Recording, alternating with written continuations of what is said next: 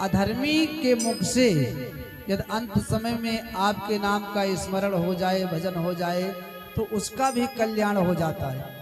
और मैं तो आपके गोदी में बैठा हूं, मेरा तो कल्याण हो ही जाएगा। अब मैं शरीर को छोड़ना चाहता हूं। राम जी कहते हैं नहीं, अभी आपको नहीं जाना है। तो जटायु कहता है क्षमिए प्रभु आपके आयुष को, सपनों नाही ही ये में धरी है। निज जीवन राखी के जीवन में, पछताओ के आगे सदा जली है। त्याग सुदेह राजेश कहे, सुरलोक लाजहिते मरी है। रिपु से सिया को ना छुड़ाई सक्यों, ऐसो तन राख कहाँ करी है। अपने शत्रु रावण से मैंने अपनी पुत्री सीता को नहीं बचा पाया, अब मैं नहीं जीना चाहता हूं। मैं कैसे जाऊंगा दूसरे के सामने, लोग कहेंगे कि सीता को तुमने बचा नहीं पाया, मुझे मुख को दिखाने आ गया। तो मैं ऐसा नहीं करना चाहता हूं, अब मुझे मर जाने दीजिए। इतना कहकर जटायु ने अपने पंच भौतिक शरीर को छोड़ दिया कि भव के जो त्रिशूल से ऊपर है, प्रभु गोद वही अविनाशी हुई।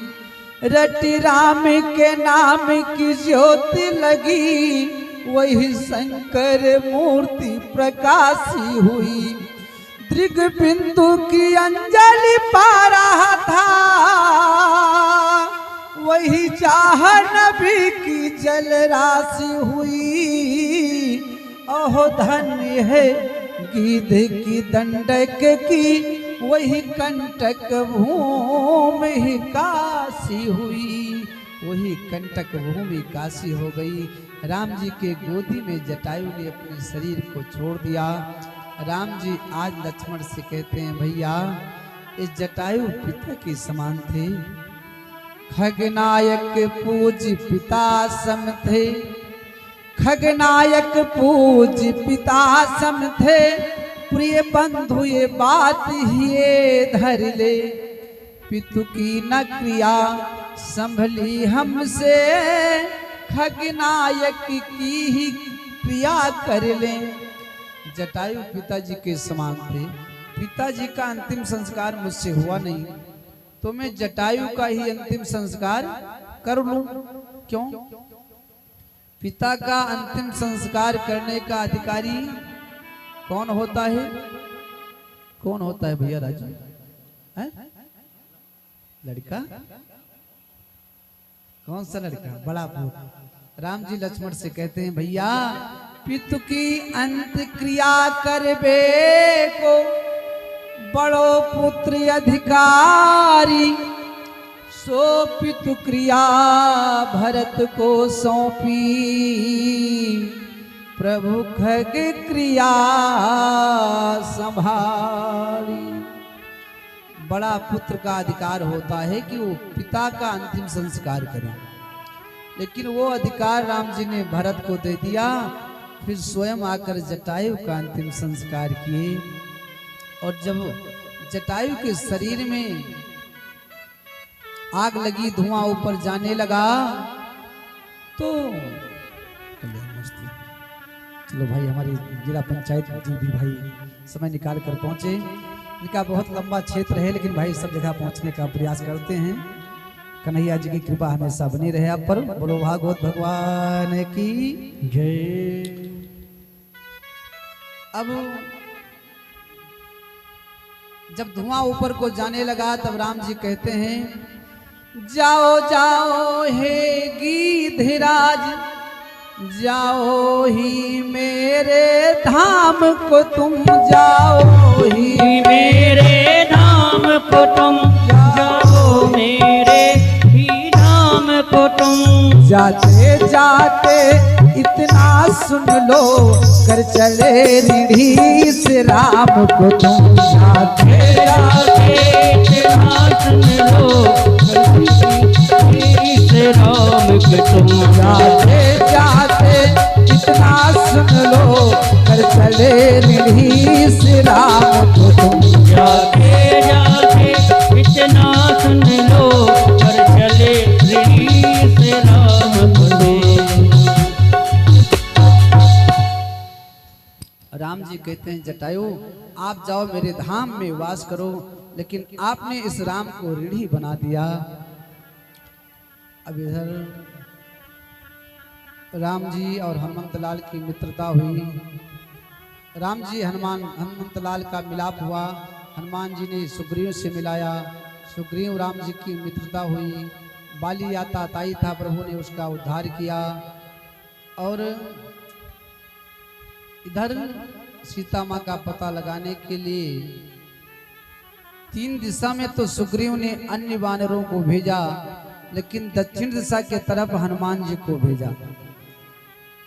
सुग्रीव ने कहा चारों युग प्रताप तुम्हारा है, तुम्हारा प्रताप तो सत्ययुग, त्रेता, द्वापर, कलयुग चारों युगों में रहता है, तो आप दक्षिण दिशा के तरफ जाओ। अब हनुमान जी सीता जी का पता लगाने के लिए दक्षिण दिशा के तरफ चल दिए। बोलो भागवत भगवान की जय। अच्छा, एक बार क्या हुआ, एक सेठ जी अपने सेठानी को लेकर गए स्नान करने कुंभ के मेले में। तो जैसे भैया आपकी बहुत तगड़ी भीड़ रही, ऐसे भीड़ रही। अब उसी कुंभ के मेले में सेठाई जो है सेठ जी से अलग हो गए। अब सेठ जी धर्म पत्नी कह रहे कि हमारी धर्म पत्नी कहाँ गई, घरे जाप तो कहा बताई भाई। अब नाई मिली तो राम जी के मंदिर में पहुंचे, पंडित जी से कहीं महाराज आपन ज्योतिष विद्या लगाओ, देखो बताओ हमारी धर्म पत्नी कहाँ है। अब पंडित जी आपन पत्रा खोलें, कहीं सुनो आपके धर्म पत्नी तो यही मेलक बिच्चे में ही हम देखा है, 1 किलोमीटर के गोलाई माँ है, लेकिन वो तुम्हें मिली है ना, कहीं ना मिली है, कहीं ना। हाँ तो कहीं कौनो उपाय बताओ कि वह मिल जाए। तो कहीं तो यह उपाय है, कहीं का कहीं 1.25 कुंटल लड्डू देसी घी में बनवाओ और वह का लेके आओ, राम जी के भोग लगाओ, तो आपके सेठानी आपका मिल जाइए। अब ये बेचारे गए, 1.25 कुंटल लड्डू देसी घी में बनवाइन, ठेला पर लदाइन, ठेला चलाओ वाले बलाइन, और साथ ही अपनों मिलके धक्का ठेला में लगाइन, लेके पहुंचे राम जी के मंदिर के किनारे। और वही के बगल हनुमान जी के मंदिर रहा। अब वो घी के लड्डू जैसे महका, तैसे हनुमान जी के पुजारी दौड़े दौड़े आए, हे भैया रुको तो 2 किलो लड्डू दे दियो। सेठ जी कहीं खबरदार हमारा हाथ ना लगाओ, कहीं मैंने ये का है, कहीं नहीं राम जी के भोग लगाओ खतिर जाई थे, तो कहीं ना तना लड्डू ले जाइ हो। तो कहीं हमार धर्म पत्नी खोई गई है, यही मेला में कोई हेराई गई हैं। तो राम जी के पुजारी कहीं नहीं कि 1.25 कुंटल देसी घी के लड्डू लाऊ, भोग लगाओ, तो राम जी के कृपा हुई तो मिल जाई है। तो हनुमान जी के पुजारी कहें ओ भैया तू कब्बो रामायण नहीं पढ़ो है, नहीं पढ़ो रहा तो कथा ही सुन लेती हूँ। कहीं मैंने यह कहीं का मतलब वह कथा कर, कहीं मैंने जौने राम जी के भोग लगावे तो जात हो 1.25 कुंटल देसी घी के लड्डू लिहा। जब उनके धर्म पत्नी हराई गई सीता जी, तो वो अपना नाई ढूंढ पाए हैं, तो हमारे हनुमान जी गए ढूंढ के लेके आए, पता बताई कि लंका माँ है। तो तू लड्डू लिहा राम जी का चढ़ावे जात हो, और हनुमान जी के भोग लगाओ तो चाहे मिल जाए ना तो मिले है ना। तो सेठ ने हनुमान जी का भोग लगाया, और हनुमान जी की कृपा से क्या हुआ, परिक्रमा कर रहे थे सेठ जी हनुमान जी का, इतने में वहां पर सेठानी जी आकर के मिल गई। बोलो हनुमंत लाल की। तो हनुमान जी का भैया चारों युग प्रताप तुम्हारा। दक्षिण दिशा की तरफ हनुमान जी गए, लंका पहुंचे, जो मुद्रिका राम जी ने दिया था सीता जी को प्रदान किए, सीता जी की चोड़ा मणि ला करके राम जी को दिए। राम जी ने लंका पर चढ़ाई किया, रावण का संहार किया, विभीषण को राजगद्दी प्रदान किए, फिर सीता मैया को लेकर के लक्ष्मण जी के साथ में अयोध्या पहुंचे। अब रामचरितमानस के अनुसार 11,000 वर्ष तक राम जी ने अयोध्या में राज किया। श्रीमद् भागवत एवं वाल्मीकि रामायण के अनुसार 13,000 वर्ष तक राम जी ने अयोध्या में राज किया। उसके बाद में अपने समस्त हित मित्रों को लेकर साकेत धाम को पधार गए। बोलो राघवेंद्र सरकार की, राजा रामचंद्र महाराज की। अब राजा परीक्षित सुखदेव जी से कहते हैं, महाराज भगवान, अब आप मुझे चंद्रवंश के विषय में श्रवण कराइए। कितना बज गए भैया? अच्छा, बस जल्दी हो जाएगा। चंद्रवंश के राजाओं के विषय में श्रवण कराइए। तो सुखदेव जी कहते हैं, नारायण के नाभि से कमल, ध्यान से सुनना, नारायण के नाभि से कमल, कमल से ब्रह्मा, ब्रह्मा से जो है अत्रि, अत्रि से चंद्रमा, चंद्रमा से बुद्ध, बुद्ध से पूर्वा, पूर्वा के 6 पुत्र हुए, आयु, सुतायु, सत्यायु, रय, विजय और जय। इसी वंश में एक गाध नाम के राजा हुए। गाध नाम के राजा के एक पुत्री थी जिसका नाम था सत्यवती। उसका विवाह गाध जी ने ऋषि मुनि के साथ में कर दिया। तो उनके ऋषि मुनि के एक पुत्र हुआ जिसका नाम जमदग्नि, और गाधी जी के पुत्र हुआ उसका नाम विश्वामित्र। आगे चल करके इसी वंश में एक नहुस नाम के राजा हुए। नहुस के 6 पुत्र हुए, यत, ययात, संयात, आयत, बियत और कृत। सुखदेव जी कहते हैं इसी में जो ययाति नाम के राजा हैं, इनका विवाह शुक्राचार्य की पुत्री देवयानी से हुआ। तो देवयानी के जो बड़े पुत्र थे यदु, यदु के वंश में चलकर आगे चलकर एक देवमीढ़ नाम के राजा हुए। उनके पुत्र हुए सूरसेन, सूरसेन के पुत्र हुए वसुदेव, वसुदेव की 7 पत्नियां। कितनी? 7। पौरवी, रोहिणी, भद्रा, पौरवी, रोहिणी, भद्रा,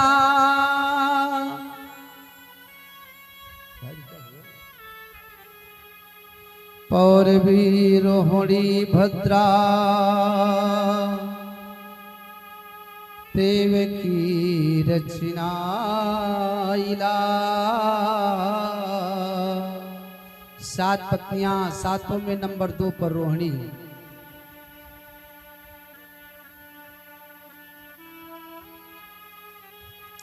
अब देखो इधर देवकी के जब 6 पुत्र हो गए तब रोहिणी के एक पुत्र हुआ, आहा, जिसका नाम बलराम। और देवकी के 7वें पुत्र का नाम भी बलराम। 8वें में हमारे कन्हैया आए, मथुरा में जन्म लिए, गोकुल में पलना झूले, वृंदावन में लीला किए और 11 वर्ष 56 दिन में कंस का उद्धार किए। उसके बाद में समुद्र में द्वारिका पुरी बसाई, 16,108 विवाह किए, 1,61,080 पुत्र पैदा किए। उसके बाद में पांडवों को विजय श्री प्रदान कराए, फिर उद्धव को उपदेश दिए, फिर अपने परम धाम को चले गए। एक श्लोक में चंद्रवंश की पूरी कथा राजा परीक्षित को सुखदेव जी ने सुनाकर शांति हो गई। सुखदेव जी ने कहा कि कथा पूरी हो गई, अब आप जाओ। राजा परीक्षित कहते हैं कथा पूरी हो गई। सुखदेव जी कहते हैं हाँ हाँ, अरे सुना तो दिया। राजा परीक्षित कहते हैं सुखदेव जी से, भगवान आपने सूर्यवंश के विषय में मुझे जो श्रवण कराया ना, बहुत अच्छा लगा, लेकिन चंद्रवंश के विषय में आप कृपणता कर दिए, कंजूसी कर दिए प्रभु, ये मुझे बिल्कुल अच्छा नहीं लगा। और भी रोहिणी, भद्रा, मदिरा, रोचनाइला, देव की प्रथमायासन, पत्नियानक दुंद भी। जो आपने कहा है कि कन्हैया देवकी के गर्भ से मथुरा में जन्म लिए, गोकुल में पलना झूले, वृंदावन में लीला की, आदि आदि जो प्रसंग एक श्लोक में सुना दिए, ये मुझे अच्छा नहीं लगा। अरे पिता महा में समरे मरंजये दे, व्रत्याध्य तीर्थे सिद्धि मंगिलै, दुरत्रयम् कौरव से निशागरम, पीत्वा तलन्वत् पदम यत्लवा। राजा परीक्षित कहते हैं सुखदेव जी से, भगवान देखो,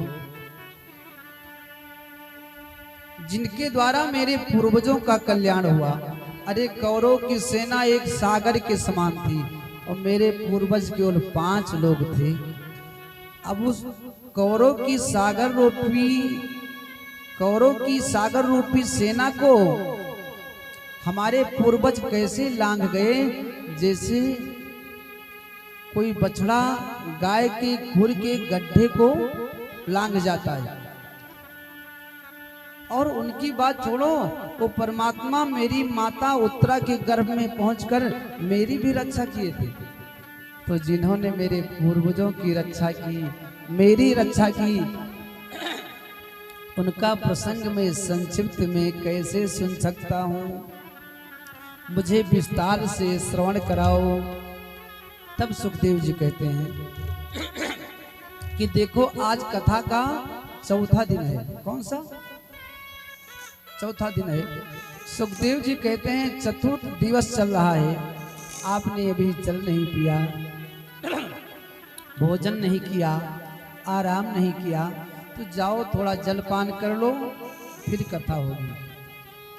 राजा परीक्षित कहते हैं पिबंतम त्वं मुखाम भोजम च्युतम हरि कथामृतम। आपके मुख से जो भगवान की मंगलमयी कथा निकल रही है ना, उसी का मैं रसास्वादन कर रहा हूँ, तो मुझे भूख नहीं लग रही है। प्रभु आप मुझे कथा सुनाइए। तब सुखदेव जी कहते हैं कि जब पृथ्वी पर दुष्टों का बोलबाला बढ़ गया, तो पृथ्वी गाय के रूप में देवराज इंद्र के पास पहुंची।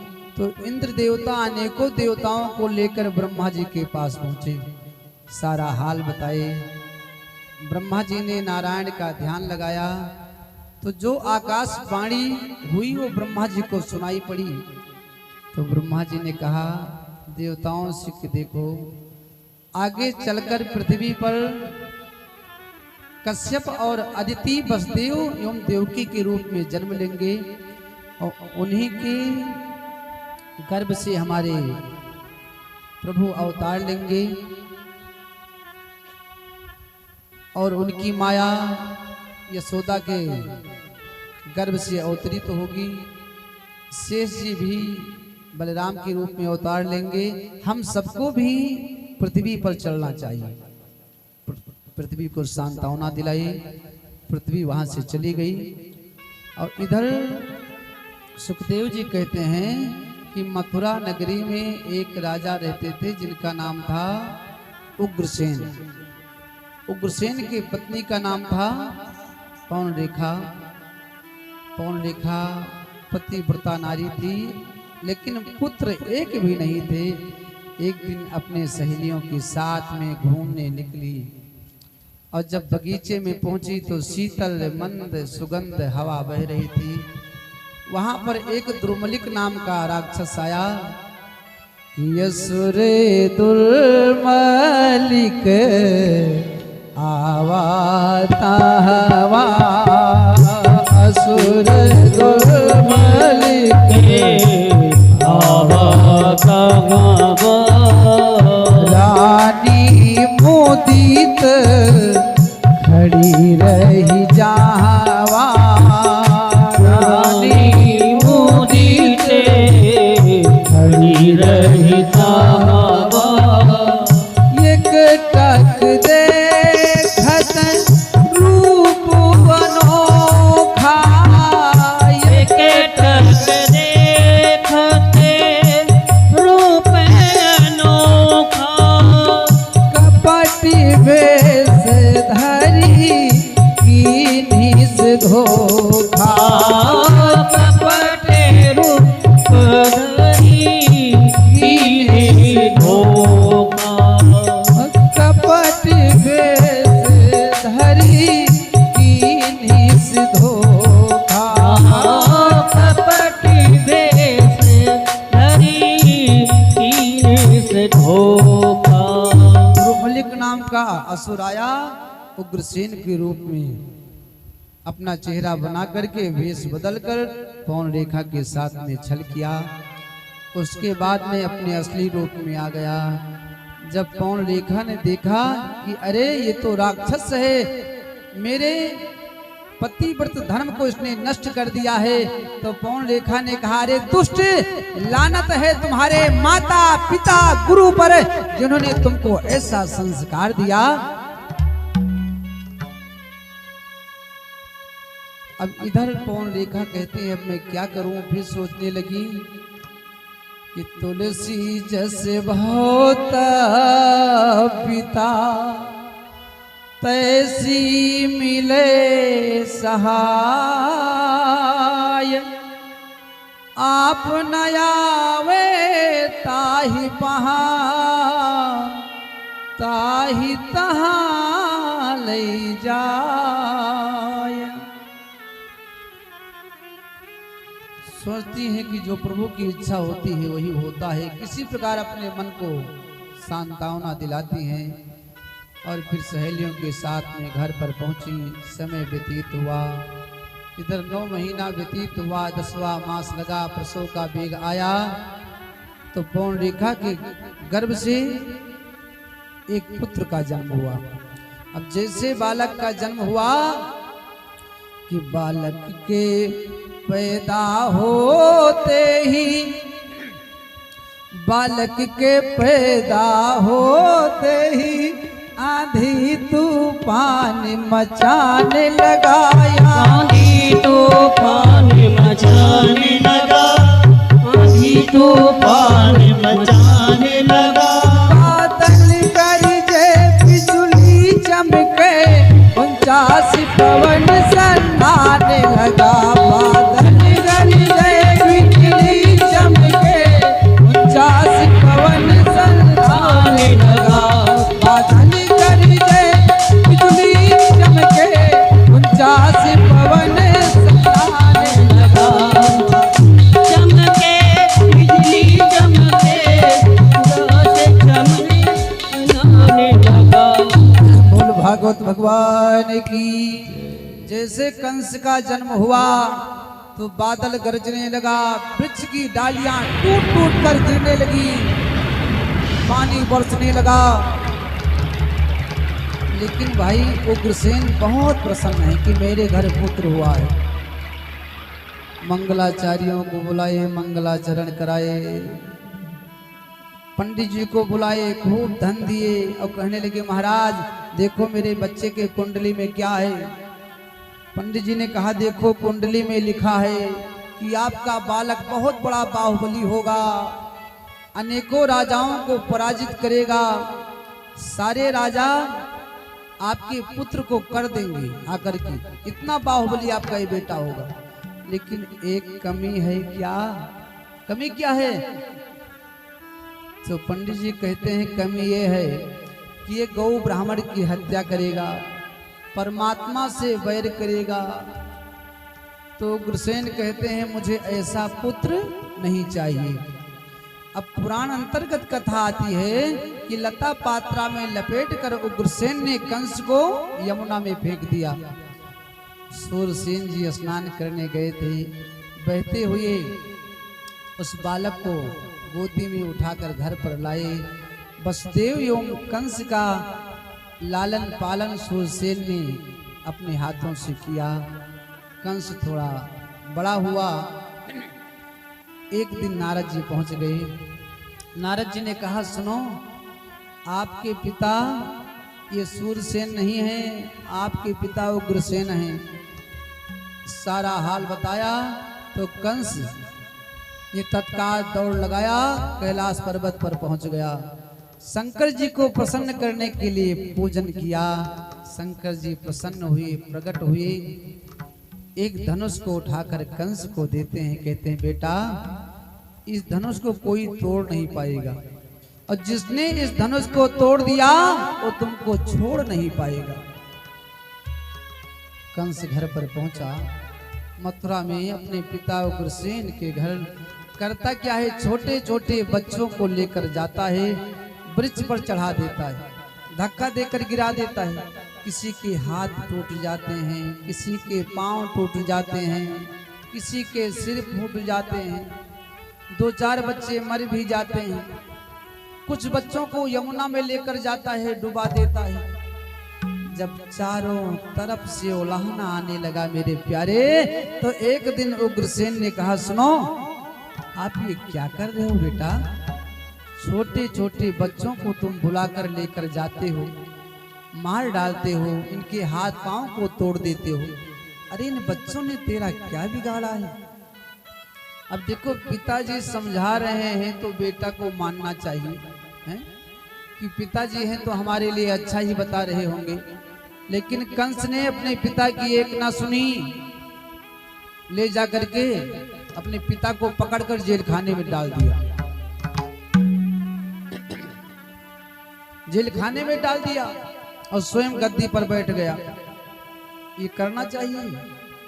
अरे जिन पिता ने आपका लालन पालन किया, बड़ा किया, पढ़ाया लिखाया है, आपके लिए घर मकान बनाया, तो कम से कम पिताजी कुछ कहते हैं तो मानो तो सही।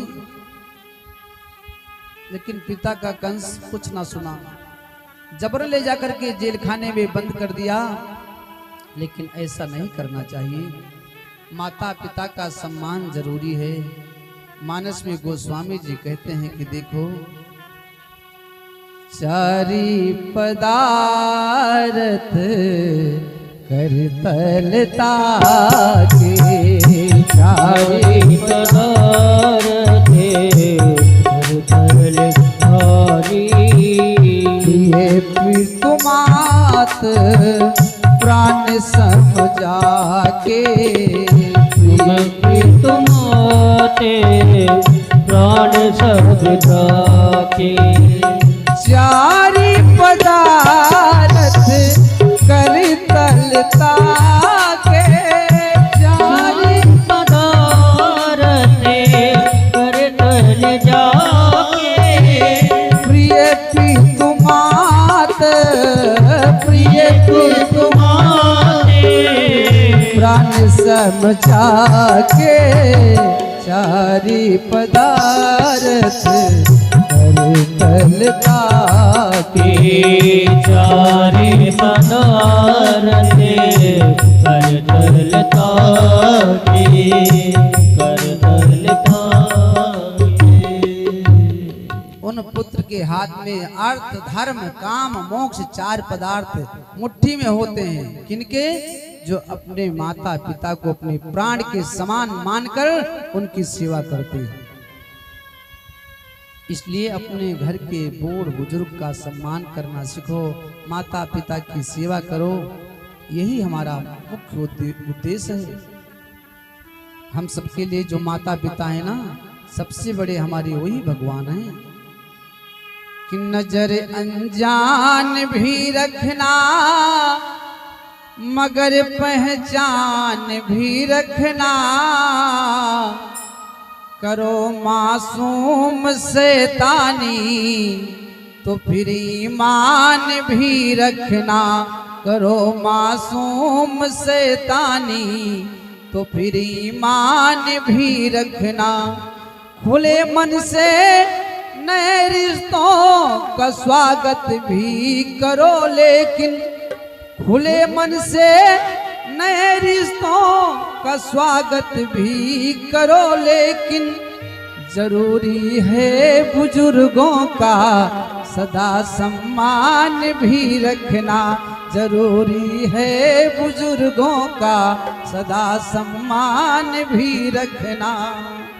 आप ससुराल हो गया, सढ़वान हो गया भैया, खूब मानो जरूरी है, लेकिन उसके साथ साथ में अपने माता पिता को भी सम्मान दो, अपने दादा दादी को भी सम्मान दो। लेकिन कंस अपने पिता को जेल खाने में डाल दिया, तो कंस को लोग क्या कहते हैं? राक्षस। देखो राक्षस के सींग और पूंछ नहीं होता था। माँ नहीं मात पिता नहीं देवा, और साधुन सन करवावे सेवा, इन्हीं को राक्षस कहा जाता है। अब सारे राजाओं को कंस ने पराजित कर दिया। सारे राजा कंस के पक्ष में हो गए, सारे राजा कंस को कर देते हैं। और इधर कंस का जो चाचा है जिसका नाम है देवक, देवक की पुत्री का नाम है देवकी। जब देवकी विवाह की योग हो गई तो देवक ने सोचा आजकल मेरा भतीजा राजा है, तो चलो भतीजे से पूछता हूँ कि देवकी का विवाह कहाँ किया जाए। जब कंस से देवक ने पूछा कि देवकी का विवाह कहाँ करें, तो कंस ने कहा चाचा हमारी इच्छा है आप देवकी का विवाह वसुदेव के साथ में कर दो, क्योंकि मैं वसुदेव को जानता हूँ, बहुत सुशील हैं, बहुत सीधे हैं। यहाँ से पत्रिका गया सूरसेन के पास, सूरसेन धूमधाम से बारात को लेकर चल दिए कि साजी बाजी गज रथ बहु भांति, साजी बाजी गज रथ बहु भांति, चले मुदित मन सकल बराती, चले मुदित मन सकल बराती, सकल बराती, सकल बराती। बारात को लेकर सूरसेन जी पहुंचे। धूमधाम से वसुदेव और देवकी का विवाह संपन्न हुआ। आज जब देवकी पालकी में बैठी तो कंस कहता है मेरी बहन है, मैं इसके ससुराल तक इसको छोड़ने जाऊंगा। अब छोड़ने के लिए उसी पालकी में बैठे जिसमें देवकी थी। रास्ते में पहुंची तो आकाशवाणी हुई कि पथिपग्रहणं कंस माँ भाष्या शरीरवाग स्वास्थ्यमो गर्भो हंताया वह से अबुध। अरे कंस, जिस मुंह बोली बहन को बड़े प्रेम से उसके ससुराल को छोड़ने के लिए जा रहे हो, उसी के 8वें गर्भ से तेरा काल जन्मेगा, उसी के हाथ से तेरी मृत्यु होगी। जैसे कंस ने इतना सुना, पालकी से कूदा, हाथ में लिया तलवार, एक हाथ में तलवार लिया, दूसरे हाथ से देवकी के केस को पकड़ा और कहने लगा कि ना रहेगा बांस ना बजेगी बांसुरी। आज मैं देवकी को मार डालूंगा, जब देवकी मर जाएगी तो मेरा काल कैसे जन्मेगा। अब वसुदेव जी कहते हैं देखो राजन, आखिर आप क्यों मरना चाहते हो? आप इतना वीर हो, एक अबला के ऊपर हाथ उठा रहे हो। कंस कहते हैं वसुदेव, आपने सुना नहीं आकाशवाणी ने क्या कहा? अरे देवकी के 8वें गर्भ से मेरा काल जन्मेगा। वसुदेव जी कहते हैं मैंने तो सुना, लेकिन ये भी जान लो मृत्यु जन्मवता वीर देहेन सहजायिते अद्वाप्त सतान्ते वा मृत्युर्वे प्राणिनाम ध्रुवा। इस संसार में कोई चीज सत्य है तो मृत्यु, जिसका जन्म हुआ है उसकी मृत्यु सुनिश्चित है। और आप मृत्यु से राजन क्यों डरते हैं? अरे गीता में तो भगवान ने कहा है वासांस जीर्णानि यथा विहाय नवानि गृह्णानि नरो पराणि तथा शरीरानि विहाय जीर्णानि अन्यानि संयाति नवानि देहि। जिस प्रकार हम सब अपने पुराने वस्त्रों को त्याग देते हैं, नए वस्त्र को धारण करते हैं, ठीक उसी प्रकार ये जीवात्मा पुराने शरीर का त्याग करके नूतन नवीन सुंदर शरीर को धारण करता है। जीवात्मा कभी नहीं मरता है। लेकिन वसुदेव जी की बात कंस नहीं मानता है, तो वसुदेव जी कहते हैं सुनो, अरे बचन हमसे ले लो, बचन हमसे ले लो,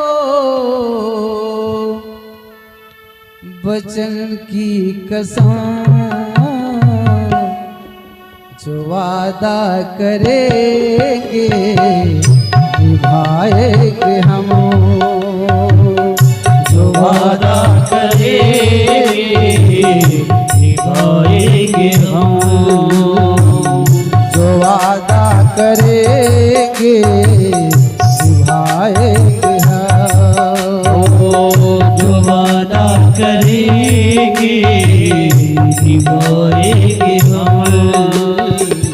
बहन देव की तुमको, बहन देव की तुमको है प्यारी परम, इसे बख्श दो तुमको हमारी कसम,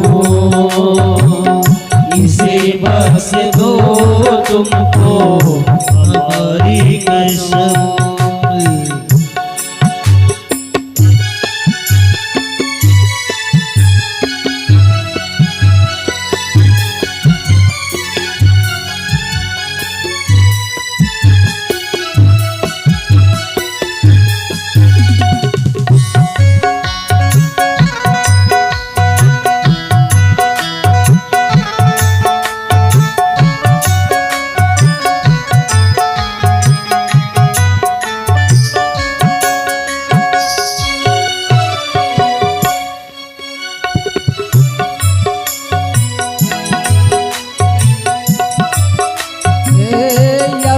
कल्पना है प्रिया से मिलने का, अभी कल्पना है प्रिया से मिलने का, हम बदी कर रहे हो नवेली दुल्हन का, बदी कर रहे हो नवेली दुल्हन का। बहन की खता क्या, बहन की खता क्या, जो दुश्मन बिरन जो वादा करेंगे निभाएंगे हम, जो वादा करेंगे निभाएंगे हम। वचन हमसे ले लो, वचन हमसे ले लो, वचन की कसम जो वादा करेंगे निभाएंगे हम, जो वादा करेंगे निभाएंगे हम। बोल बांके बिहारी लाल की।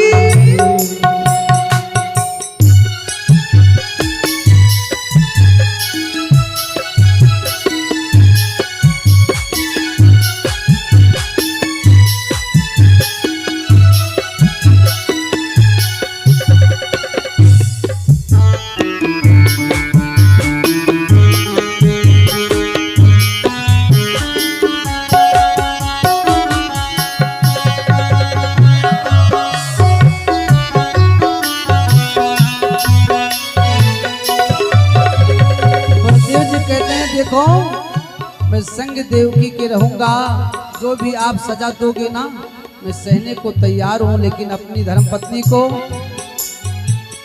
सजा सहने के लिए अकेले नहीं छोड़ सकता हूं।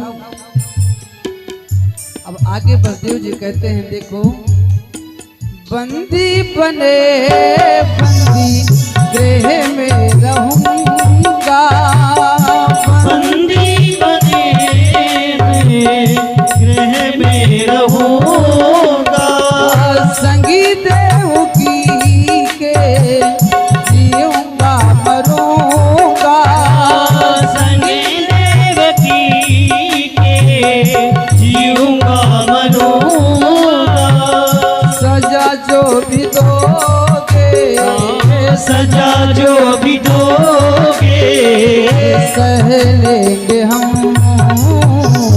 इसे बख्श दो तुमको हमारी कसम, इसे बख्श दो तुमको हमारी कसम, इसे बख्श दो तुमको हमारी कसम, तुमको इसे बख्श दो तुमको हमारी कसम। भागवत भगवान की जय हो। वसुदेव जी कहते हैं देवकी को आप छोड़ दीजिए, आप जो कहोगे मैं करूंगा। तो कंस कहते हैं फिर आप ही बताओ कि मेरा काल भी मुझसे मर जाए, यानी मेरी मृत्यु ना हो और देवकी भी बच जाए, ऐसा कोई उपाय आपके पास हो तो बताओ। नहीं, मेरे समझ में तो यही आ रहा है कि मैं देवकी को मार डालूं। तब वसुदेव जी कहते हैं राजा देखो, आप देवकी को अपने घर पर रख लो, मैं भी आपके घर पर रहूंगा, और जैसे देवकी के गर्भ से पुत्र का जन्म होगा आप आकर उसको मार डालना। अरे बालक पैदा होगा तत्काल उसमें इतना बल कहाँ रहेगा कि आपको मार पाएगा। कंस ने कहा हाँ ये तो ठीक है, लेकिन सुनो वसुदेव, घर पर नहीं जेल खाने में रहना पड़ेगा आप दोनों को। वसुदेव ने कहा ठीक है। देवकी वसुदेव को कंस ने जेल खाने में डाल दिया। समय व्यतीत हुआ, प्रथम पुत्र पैदा हुआ। प्रथम पुत्र जैसे पैदा हुआ तो वसुदेव जी उसको देवकी से लेकर कंस के पास पहुंचे, तो कंस ने पहले तो मना कर दिया। इतने में नारद जी पहुंच गए, कहने लगे ये बताओ आकाशवाणी ने जो कहा था वो हमने भी सुना था, तो क्या हुआ देवकी की कोई पुत्र उत्र हुआ और ये वसुदेव जी कहाँ आए थे? कंस कहते हैं पहला पुत्र हुआ था, उसी को वसुदेव जी लेकर आए थे तो मैंने वापस कर दिया। पहले पुत्र को क्यों मारूं? क्योंकि आकाशवाणी ने कहा है कि देवकी के 8वें गर्भ से मेरा काल जन्मेगा, तो जब 8वां पुत्र देवकी का होगा तब मैं मार डालूंगा। तो रावण ने क्या, इधर नारद जी ने क्या किया, एक कमल के फूल को इसे निकाला, अब उसके 8 पंखुड़ी को खड़ा किया। यहाँ से गिनाता है कंस को, नारद जी यहाँ से गिनाते हैं 1 2 3 4 5 6 7, तो बगल में 8, यहाँ से शुरू करते हैं तो इधर 8। अब नारद जी कहते हैं इसमें प्रत्येक पंखुड़ी पहली है, प्रत्येक पंखुड़ी 8वीं है। तो देवता बड़े चालाक हैं, इसमें पहला 8वां हो सकता है, 8वां पहला हो सकता है। अब खैर मैं तो जा रहा हूं, आप जानो आपका काम जाने। इनका तो काम भाई यही है नारद जी का, जहां झगड़ा ना होता हो झगड़ा करा दे, झगड़ा होता हो तो बंद करा दे। अब कंस ने वसुदेव के प्रथम पुत्र को मंगवा कर मार डाला। धीरे धीरे देवकी के 6 पुत्रों को मार डाला। सातवें बार में परमात्मा के आदेश के अनुसार जब शेष जी देवकी के गर्भ में आए तो योग माया भगवती को प्रभु ने आदेश दिया। योग माया भगवती देवकी के गर्भ से शेष के अंश को लेकर जाती हैं, रोहिणी के उदर में स्थापित कर देती हैं और देवकी को स्वप्न में समझा देती हैं कि आपका गर्भ जो था वो सुरक्षित रोहिणी के उदर में मैंने स्थापित कर दिया है। और स्वयं जाकर योग माया भगवती यशोदा के गर्भ में स्थान ग्रहण कर लेती हैं। अब इधर कंस को संदेशा भेजा गया कि देवकी का 7वां गर्भ खंडित हो गया। तो कंस ने अपने मंत्रियों से कहा देखो अब 8वें का नंबर है, विशेष ध्यान रखना। और इधर समय व्यतीत हुआ तो रोहिणी के एक पुत्र हुआ जिसका नाम बलिराम। और जब से कन्हैया देवकी के गर्भ में आए ना, तब से वसुदेव और देवकी के शरीर में इतना तेज हो गया चेहरे पर कि कंस जब जाता है सामने ना तो आंख में आंख मिलाकर बात नहीं कर पाता है, इतना तेज हो गया। सारे देवता आकाश में आकर आज परमात्मा की स्तुति करते हैं। कहते हैं, हे प्रभु, आपने हम सबको वचन दिया है कि पृथ्वी पर अवतार लेकर पृथ्वी के भार को हल्का करूंगा, लेकिन कहीं ऐसा ना हो आप अवतार ले लो और मामा बहने की रिश्तेदारी जोड़ लो, हैं? तब तो हम सबका कल्याण हो जाएगा। इसलिए सारे देवता आकाश में आकर कहते हैं कि सत्य व्रतम सत्य परम त्रिसत्यम सत्यस्य योनिम निहितम च सत्य सत्यस्य सत्यम मृत सत्य नेत्रम सत्यात्मका त्वाम शरणम प्रपन्नः। कहते हैं आप अपने सत्य का ध्यान रखना, प्रभु सत्य को भूलना मत। देवता लोग स्तुति करके चले गए। इधर धीरे धीरे समय व्यतीत हो रहा है। अच्छा, कंस ने नारद जी से पूछा था, ये बताओ मेरा जो काल होगा वो कैसा होगा? तो नारद जी ने कहा, काला काला होगा, मुरली वाला होगा, बड़ा नटखट होगा।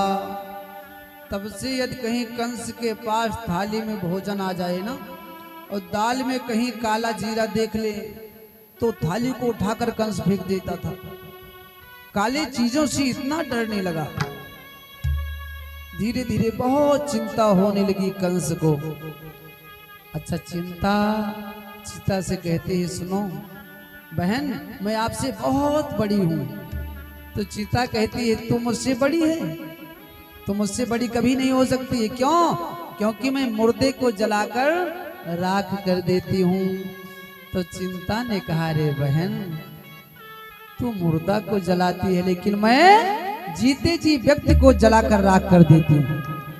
कि चिंता है बड़ी चिता से भी नर को निर्जीव बनाती है, नर को निर्जीव बनाती है, नर को निर्जीव बनाती है, नर को निर्जीव बनाती है, मुर्दे को चिता जलाती है, चिंता जिंदे को खाती है, मुर्दे को चिता जलाती है, चिंता जिंदे को खाती है, मुर्दे को चिता जलाती है, चिंता जिंदे को खाती है, मुर्दे को चिता जलाती है, चिंता जिंदों को खाती है।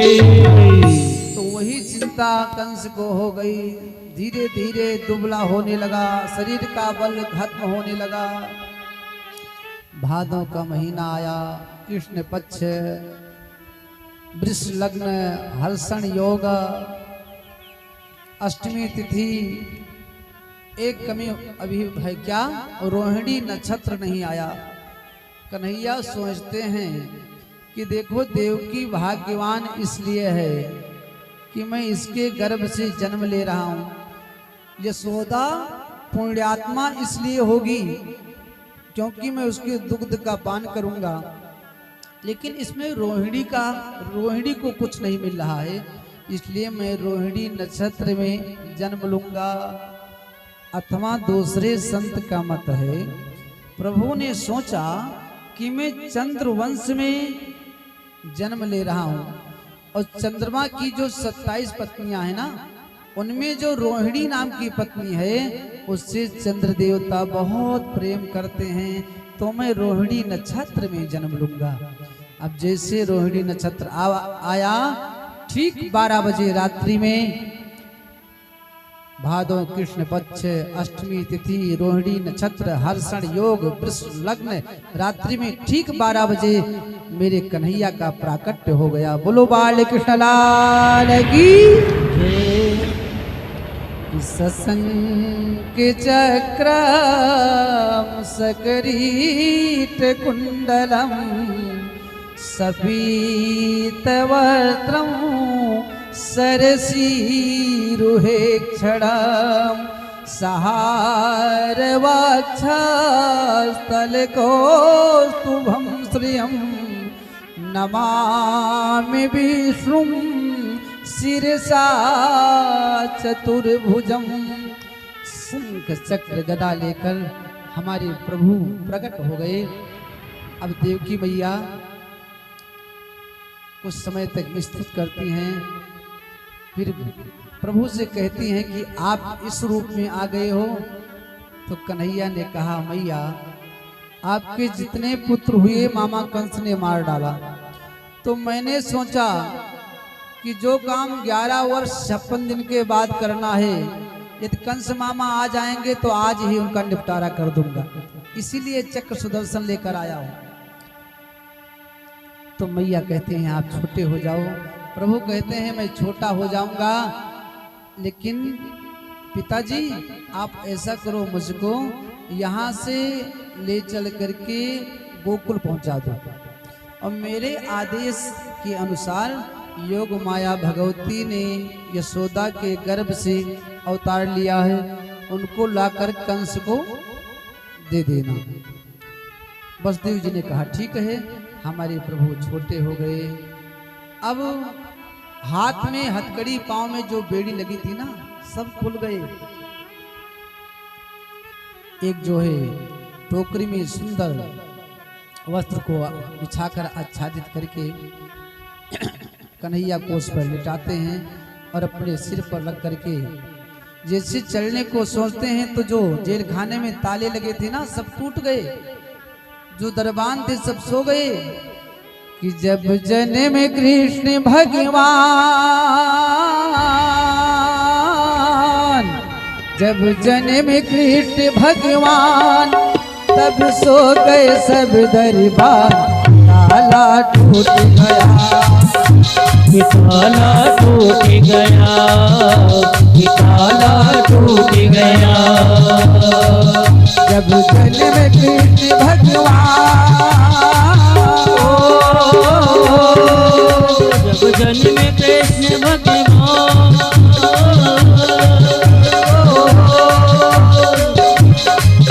जब जन्म कृष्ण भगवान, तब सो गए सगरे धार।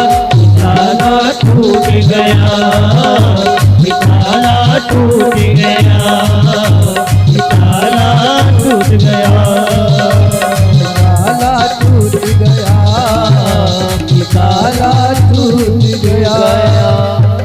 जैसे कन्हैया का प्राकट्य हुआ, कन्हैया छोटे बने, वसुदेव जी लेकर चलने लगे तो जेल खाने के ताले टूट गए, दरबान सब सो गए। लेकिन बहुत अंधेरा है, दिखाई नहीं पड़ता है भैया रास्ता। बादल जब चमकता है ना, तो चमकने से जो रास्ता दिखाई पड़ता है, उसी को देखकर वसुदेव जी चल रहे हैं, सिर सिंघाड़ रहे हैं। अनेकों पक्षी जो है जंगल में बोल रहे हैं। धीरे धीरे वसुदेव जी चल रहे हैं, रिमझिम पानी बरस रहा है। शेष जी ने सोचा, अरे मेरे गोविंद के ऊपर दृष्टि हो रही है। शेष जी आकर के अपने फण को लगा लिए कि कन्हैया हमारे कहीं भीग न जाएं। आगे बढ़े तो यमुना जी पड़ गई। यमुना ने सोचा, ओहो मेरे प्रीतम का पदार्पण हो रहा है, तो आज तो मुझे प्रीतम के चरणों में प्रणाम करना है। अब यमुना ऊपर को आने लगी। कन्हैया ने सोचा, प्रणाम बाद में करोगी, मेरे पिताजी पहले डूब जाएंगे। लेकिन यमुना मानने वाली नहीं है, ऊपर को आ रही है। कन्हैया को आया क्रोध। कन्हैया ने यमुना से कहा, सुनो, तुमको इतना भी अकल नहीं है कि अपने ससुर के सामने घूंघट को खोल करके चली आ रही हो। इतना कहने के बाद में जोर से पैरों का प्रहार किया, और यमुना को चाहिए था कन्हैया के चरण का स्पर्श। जैसे चरण का स्पर्श यमुना को हुआ कि चुमत पदर बिसुता जुड़ानी, चुमत पदर बिसुता जुड़ानी। हे वसुदेव मुदित लखी पानी। हे वसुदेव के लखपानी। हे वसुदेव मुदित लखी पानी। जय वसुदेव मुदित लखपानी। गोविंद के चरण का स्पर्श जैसे यमुना जी को मिल गया, यमुना जी प्रसन्न होकर रास्ता दे देती हैं। वसुदेव जी भी बहुत प्रसन्न हुए, गोकुल पहुँचे। यशोदा मैया के बगल में योग माया भगवती कन्या के रूप में अवतरित हुई हैं, शयन कर रही हैं। कन्हैया जी को यशोदा के बगल में वसुदेव जी ने प्रेम से जो है लिटा दिया, कन्या को गोदी में उठाए और वहां से चल करके मथुरा पहुंचे। जैसे पहुंचे मथुरा, गोकुल से चलकर कन्या जोर जोर से रोने लगी। सारे दरबान उठे, दौड़ते हुए पहुंचे कंस के पास। अरे राजन, तेरा काल जन्म ले लिया। कंस गिरता पड़ता उठता किसी प्रकार पहुंचा देवकी के पास और देवकी के हाथ से उस कन्या को छीन लिया। तो देवकी कहती है, भैया आपने मेरे अनेकों पुत्रों को मार डाला, कम से कम भैया मेरे वीरन, ये मेरी पेट पोछनी है, इसको तो छोड़ दो भैया, ये बेचारी आपका क्या बिगाड़ पावेगी। तो कुछ समय के लिए तो कंस को दया आ गई, सोचा ये बहन ठीक कहती है, कन्या को मारने से क्या मिलेगा, इसे छोड़ देता हूँ, वापस कर दिया। लेकिन कंस के मंत्रियों ने कहा, सुनो राजन, आप इसको नहीं मारोगे तो मैं मानता हूं ये आपको नहीं मार पाएगी, लेकिन इसका विवाह होगा तो इसका पति आपको मार डालेगा अथवा इसका पुत्र आपको मार डालेगा।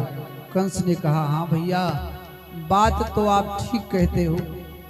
कंस पहुंचा, देवकी के हाथ से उस कन्या को छीन लिया और एक पत्थर के शिला के पास ले जा करके जोर से घुमाया कि दया ना आई कंस को, अरे पाप घड़ा का फूट और पत्थर से पटकने लगो गई हाथ से छूट। पत्थर से पटकने लगे गई हाथ से छूट।